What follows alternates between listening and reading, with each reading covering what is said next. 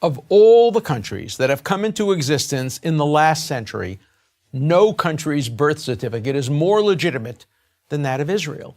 One reason is that many of the men who founded the country, Theodore Herzl, Zeb Jabotinsky, David Ben-Gurion, Menachem Begin, Yitzhak Shamir, were either lawyers or had legal training. They were obsessed with making it legal.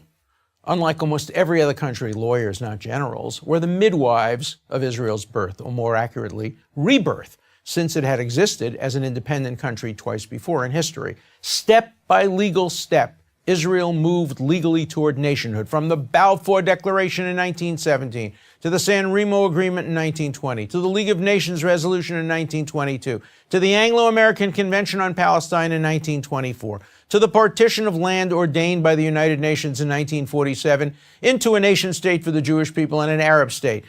Yet immediately upon its lawful establishment in 1948 as the nation-state of the Jewish people, Israel was illegally attacked by all the surrounding Arab states, as well as by elements of the local Arab population. In defending its right to exist during that war, Israel lost 1% of its population, including many civilians and Holocaust survivors. It also lost some of the land assigned to it by the United Nations. It captured other land from the aggressors that was originally assigned to the Arab state.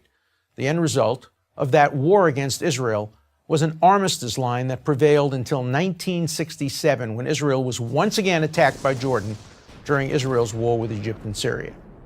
Between 1948 and 1967, despite the armistice, Arab terrorists continued to infiltrate Israeli borders and to injure and kill Israeli citizens. That was part of an official policy by the surrounding governments and by leaders of local Palestinian groups. All of it was in violation, obvious violation of international law. Following the establishment of Israel, a transfer of populations occurred. Several 100,000 Arabs who fled from Israel during the War of Independence were not allowed to return. Some had chosen to leave, assured by their Arab leaders that the fledgling country would not last a week. Others were forced to leave. At that time, approximately the same number of Jews were forced to leave Arab countries, another violation of international law, where they had lived for thousands of years. The difference was that Arab countries kept the Arabs who left Israel in refugee camps, where many of them still live more than a half a century after leaving Israel. And Israel, on the other hand, fully integrated all the Jewish refugees from Arab countries into Israeli society, where many of their descendants now serve in the highest positions of Israeli life. Israel's establishment as the nation-state of the Jewish people by entirely lawful means is quite remarkable for several reasons. First, there is no country in the world that is as surrounded by hostile enemies as is Israel.